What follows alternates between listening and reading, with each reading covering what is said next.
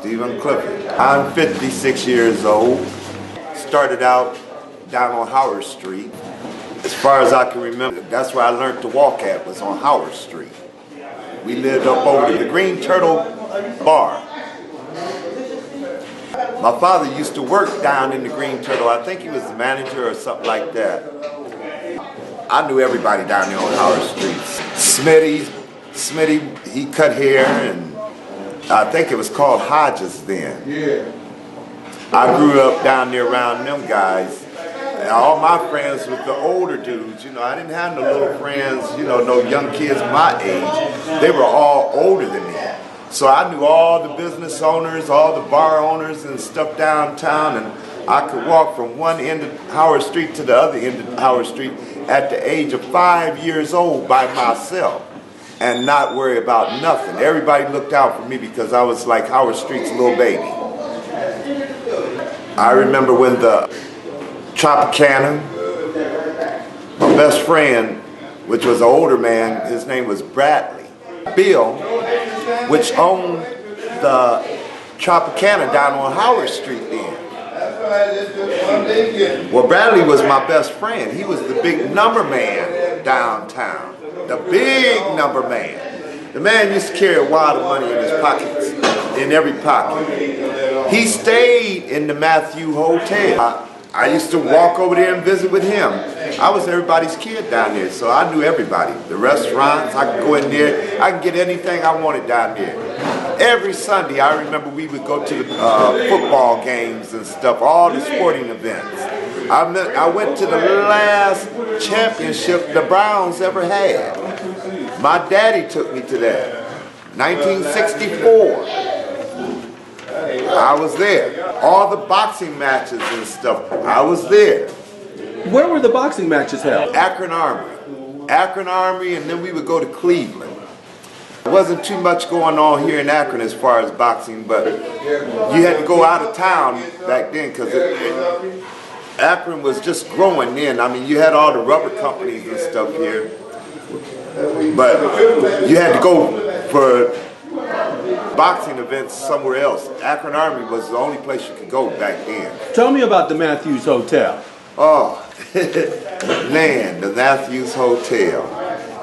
Oh, man, it was something else. I mean, it was very historical. Very historical. I remember there was a little kid walking up in there. There wasn't no, you know, it was only for the blacks only. Whites in there or anything like that, it was all black. I remember the restaurants down there. I remember the Matthews Hotel had a restaurant in the bottom of it. Did you know that? Tell me about it. Oh yeah, man, to go in there, man, and oh, the food was so great, man. I remember that as a kid, man. Those are great memories of mine. Yes. I remember when there was prostitution down on Howrd Street. All the prostitutes, I knew them all.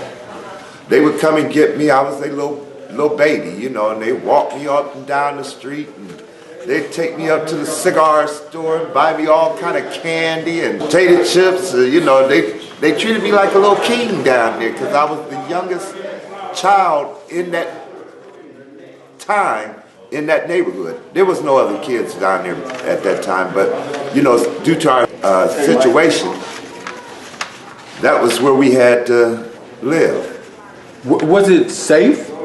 For me, it was quite safe. Was it violent? Was it? Tell me, you know, where? Oh, I remember some. Well, Bradley ain't living now, so I might be able to tell this story now. But I remember when I was a kid, I went over to see my friend Bradley. Like I said, he was a big number man. Bradley always kept big wads of money in every pocket that he had. While we was in there, this guy came in there and tried to rob Bradley. And I was there. Just a little dude. I might have not been no more, maybe about 5, 6 years old, but I remember this just as clear. And the guy tried to take Bradley's money, and him and Bradley got to struggling and fighting. And Bradley shot the man. I remember it was such a funny sound because it was like air just seeped out or whatnot. It was a real funny sound. Right after that, Bradley got me up out of there. He made me go home, go home, get home. And he didn't, he tried to get me out of there. That was one time that he, I think he really felt bad because I seen what I seen. But I never, said, I was too young, didn't know what happened. I don't know what ever happened to the man. I don't know if he died or what, I know Bradley didn't go to jail behind it. I do know that. If you had one special memory or moment on Howrd Street that impressed you, and especially for African Americans, what would that be? The friendship that the people down there had among each other, the bar owners and stuff, they would always get together every Sunday. And we'd get in cars, there'd be carloads of us. And we ride to the football game or the basketball game or, any sporting event. That was one big memory for me, all the sporting events that we went to. I want to thank you, Howard Carter.